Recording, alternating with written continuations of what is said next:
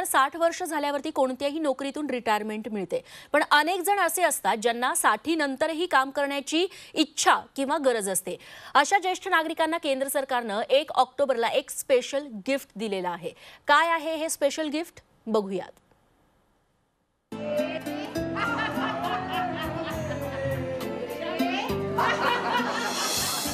ज्येष्ठ नागरिकांना सरकारचं गिफ्ट।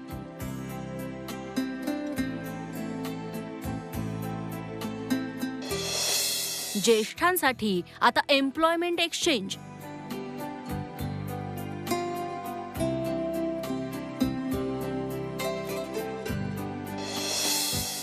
साठ वर्षांवरील सक्षम ज्येष्ठांनाही मिळणार नोकरी।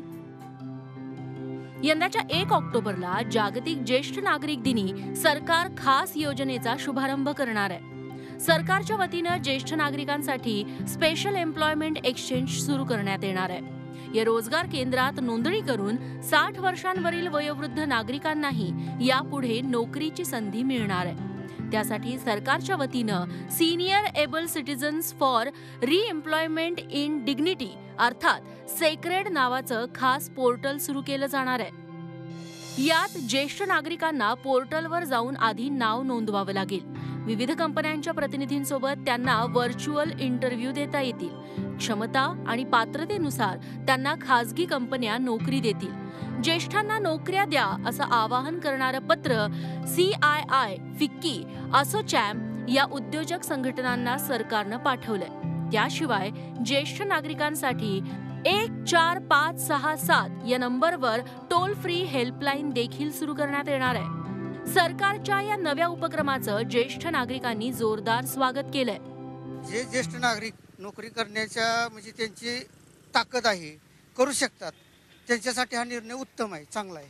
हा निर्णय अत्यंत चांगला आहे आणि ज्येष्ठांनाही म्हणजे आपल्या कामाच्या अनुभवाचा सरकारी ह्याच्यामध्ये कार्यालयामध्ये चांगला उपयोग होऊ शकेल। 2011च्या जनगणनेनुसार देशात वृद्धांची संख्या सुमारे 10,40,00,000 होती। 2050 पर्यंत ही संख्या 20% वाढण्याची शक्यता आहे। वृद्धापकाळात रोजगाराअभावी अनेक वृद्धांचे हाल होतात। मुलांनी पाठ फिरवल्यानं म्हातारपणाची काठीही गळून पडते। मात्र रोजगाराच्या या नव्या योजनेमुळे वृद्धांनाही आयुष्याच्या संध्याकाळी सन्मानाने जगण्याची संधी मिळणार आहे। प्रताप नाईकसह ब्युरो रिपोर्ट झी24 तास। यानंतर अहमदनगर जिल्ह्यातून अशीच एक पॉझिटिव्ह बातमी। अहमदनगरच्या हिवरे बाजार गावानं आणखी एक आदर्श निर्माण केलेला आहे। राज्यभरात अजून शाळा सुरू झालेल्या नाहीत, त्या सोमवारपासून सुरू होणार आहेत। पण हिवरे बाजारात शाळेची घंटा वाजून तब्बल 100 दिवस पूर्ण झालेत। विशेष म्हणजे या शाळेतला एकही विद्यार्थी कोरोना पॉझिटिव्ह झालेला नाही। बघूया त्याबद्दलचाच हा वृत्तांत। शतकवीर शाळा, कोरोनाला आळा। हिवरे बाजारचा आणखी एक नवा आदर्श। कोरोनाला शाळेबाहेर ठेवण्यात यश।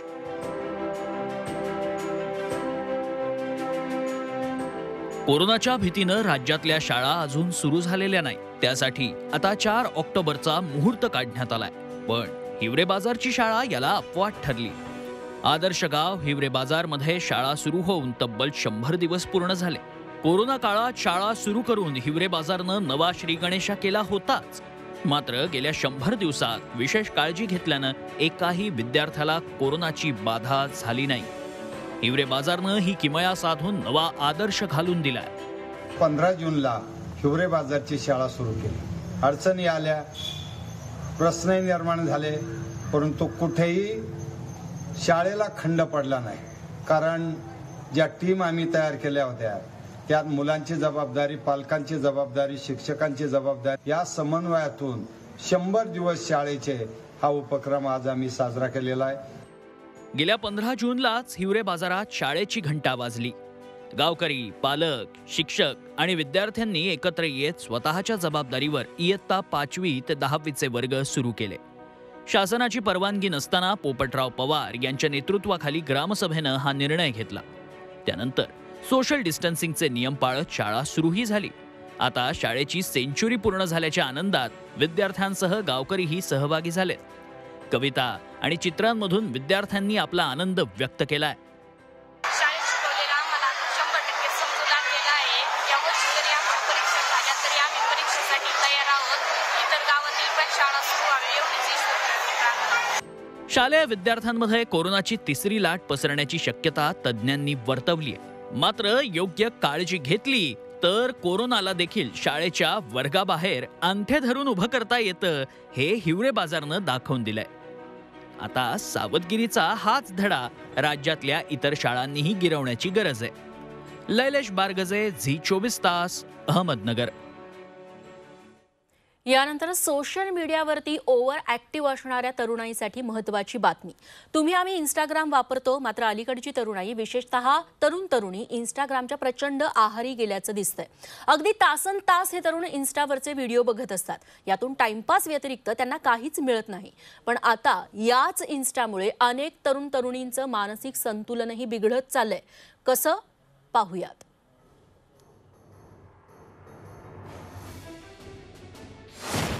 तरुणाई इंस्टाग्रामच्या आहारी. रिअल लाईफ पेक्षा रीलचं महत्व वाढलं.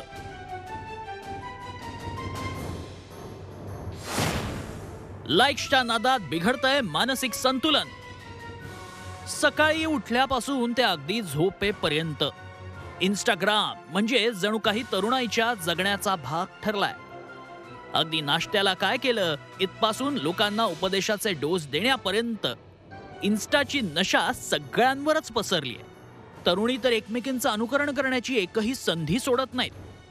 मात्र हेच इंस्टाग्राम तरुणींच्या मानसिकतेवर परिणाम करत असल्याचं एका सर्वेक्षणातून समोर आलंय. मानसोपचार तज्ज्ञांनीही या व्यसनाबद्दल चिंता व्यक्त केली आहे. त्याला तर भरपूर लाईक्स भेटतायत, तिला भरपूर लाईक्स भेटतायत, तिला कॉमेंट्सच कॉमेंट भेटतायत. तर याच्यामुळे स्वतः नैराश्यामध्ये जाणे हा पण प्रकार कुठे ना कुठे बघितला जाते तरुण मुलींमध्ये. इंस्टाग्राम म्हणजे विश्व नवं, तुमचं व्हर्च्युअल विश्वस म्हणजे विश्व नवं. असे सगळे जे काही प्रबोधन करणं आहे, जे अवेअरनेस पसरवणं आहे, ते मला असं वाटतं की इंस्टाग्राम आणि फेसबुक कुठेतरी कमी पडत आहे याच्यामध्ये. आणि हे नाही केलं तर एक विकृत समाजाची रचना होईल असे मला वाटतं. सोशल मीडिया ही काळाची गरज आहे, पण प्रसिद्धीच्या नादात आपण स्वतःला विसरत तर चाललो नाहीत ना, याचा विचारही तरुणाईनं करायला हवा. नाहीतर नजीकच्या भविष्यात इन्स्टावरची अख्खी पिढी मानसिक विकारांनी ग्रासलेली असेल, हे वेगळं सांगायला नको. प्रशांत अंकुशराव, झी24 तास, मुंबई. आता बातमी एका गूढ आवाजाची. बीड जिल्ह्यातले रहिवासी सध्या एका विचित्र आवाजानं धास्तावलेत. हा आवाज भूगर्भातून म्हणजे जमिनी खालून येतोय. त्यामुळे गावकरी प्रचंड दहशतीत आहेत. कोणतं आहे ते गाव, नेमकं काय आहे या बीड जिल्ह्यातल्या या आवाजामागचं गूढ, आणि ही कुठल्या तरी धोक्याची घंटा तर नाही ना? पाहूयात याबद्दलचाच हा स्पेशल रिपोर्ट.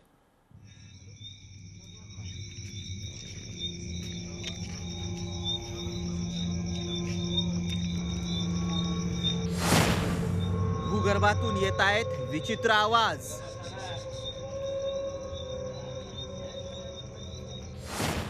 गावकऱ्यांवर रात्र रात्र जागण्याची वेळ.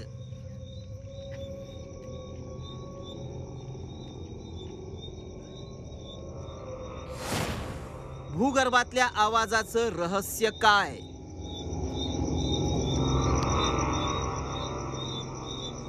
रात्री अपरात्री रस्त्यावर उतरलेले हे लोकांचे जथ्थे. ही कुठल्या मोर्चाची तयारी नाहीये, तर एका आवाजाच्या दहशतीनं हे सगळे लोक घराबाहेर पडले. बीड जिल्ह्यातल्या आवरगाव, लाडझरी आणि नागदारा या गावातले ग्रामस्थ प्रचंड दहशतीत आहेत. कारण गेल्या 2 आठवड्यांपासून त्यांना एक विचित्र आवाज ऐकू येतोय, तोही जमिनीतून. त्यामुळेच इथले रहिवासी अक्षरशः रात्र रात्र जागून काढतायत. लोक भयभीत झालेले आहेत आणि काय होईल कसं होईल म्हणून या धास्तीनं लोक गाव सोडून बाहेर जात आहे. यासाठी शासनाला माझी अशी विनंती आहे की भूगर्भामध्ये कसल्या प्रकारचे आवाज होत आहेत याचा संशोधन करून गावाला या त्रासापासून मुक्त करावे। भूवैज्ञानिकांनी मात्र हे आवाज म्हणजे एक नैसर्गिक प्रक्रिया असल्याचं म्हटलंय। हे डेक्कन ट्रॅप बेसॉल्ट आवाज असल्याचं सांगण्यात येत आहे। पावसानंतर भूस्तरातील पोकळीमध्ये भूजल आणि हवेत एक परस्पर क्रिया घडून येते, त्यावेळी असे आवाज ऐकायला येतात। दरम्यान जिल्हा प्रशासन या तीनही गावातल्या परिस्थितीवर लक्ष ठेवून आहे।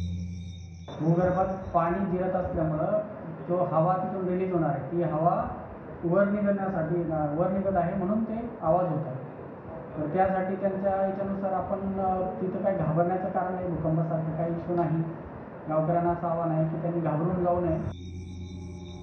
याआधी रायगड जिल्ह्यातही असाच प्रकार घडला होता, त्यामुळे लोकांनी घाबरून जाऊ नये असं आवाहन प्रशासनाकडून करण्यात येत आहे। विष्णू बुर्गे, झी24 तास, बीड। यानंतरची बातमी आहे गुन्हेगारी जगतातून। काही दिवसांपूर्वी दिल्लीत 6 दहशतवाद्यांना पकडण्यात आलं। त्या दहशतवाद्यांचं मुंबई कनेक्शन आणि त्यामुळे मुंबईला असलेला दहशतवाद्यांचा धोकाही लक्षात आला।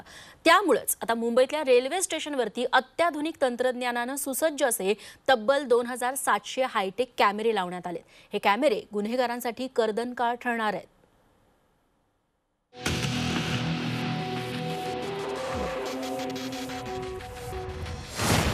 दहशतवाद्यांवर हायटेक कॅमेरांची नजर।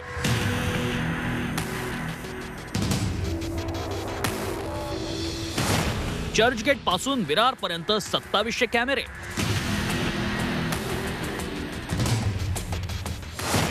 गुन्हेगारांचा बुरखा फाटणार।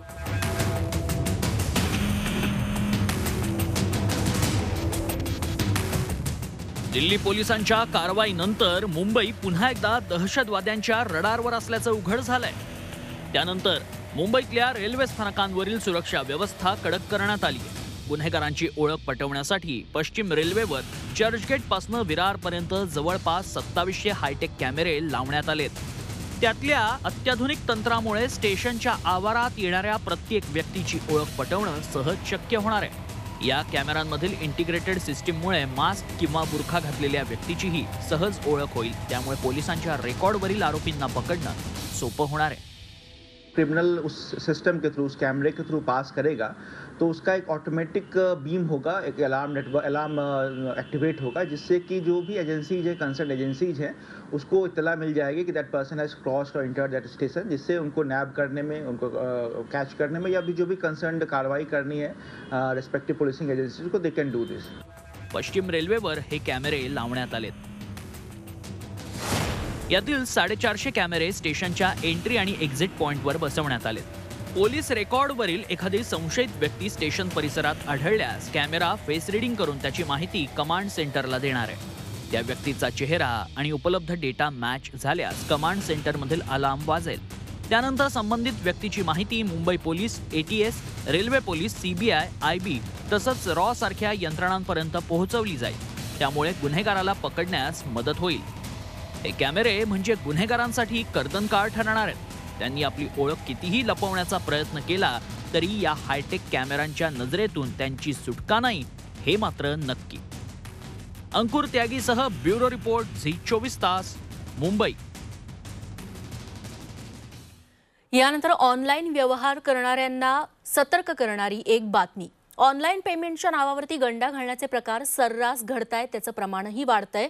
आता तर या ठग सेनांनी थेट लष्कराच्या नावावरती घेऊन लूटमार करण्यापर्यंत मजल गेलेली आहे। कोल्हापुरात अशीच एक घटना समोर आली आहे। या भामट्यांची मोडस ऑपरेंडी पाहून तुम्ही देखील आश्चर्यचकित व्हाल।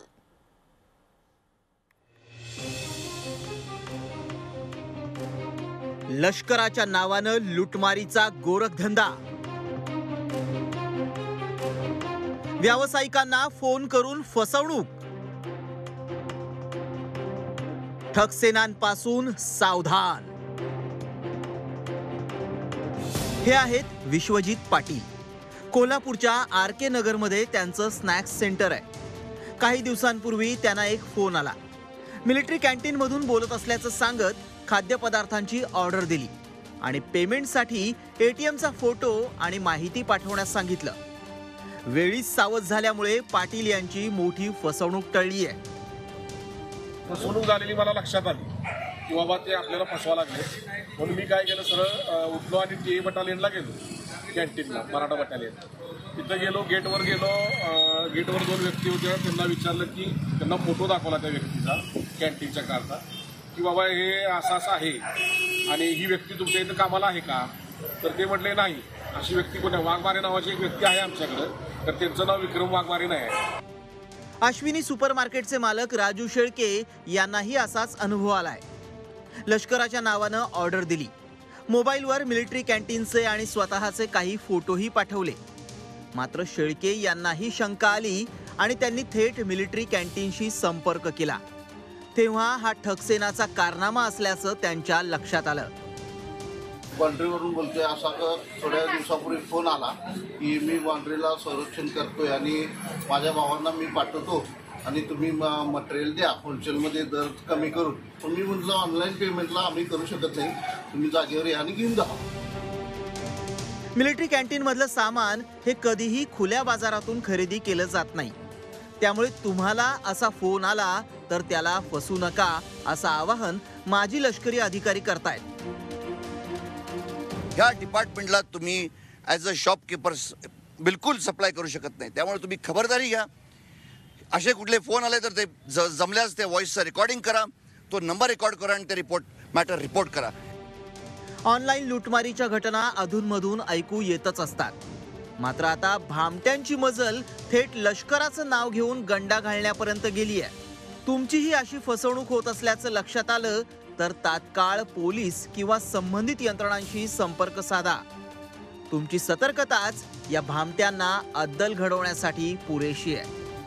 प्रताप नाईक, झी24 तास, कोल्हापूर. मुंबईतल्या आरे कॉलनीत बिबट्यानं दहशत माजवलेली असतानाच आता वसईत एका वाघाची चर्चा सुरू झाली आहे. कारण हा वाघ खराखुरा नाहीये, त्यामुळे या वाघाची सामान्य लोकांना अजिबात भीती वाटत नाही. चोरट्यांनी आणि भामट्या कुत्र्यांनी मात्र, भटके कुत्रे आहेत त्यांनी मात्र याचा चांगलाच धसका घेतलाय.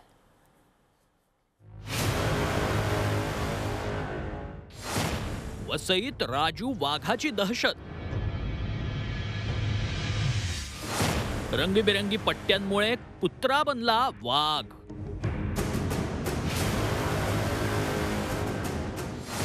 चोरट्यांनी घेतला राजूचा धसका.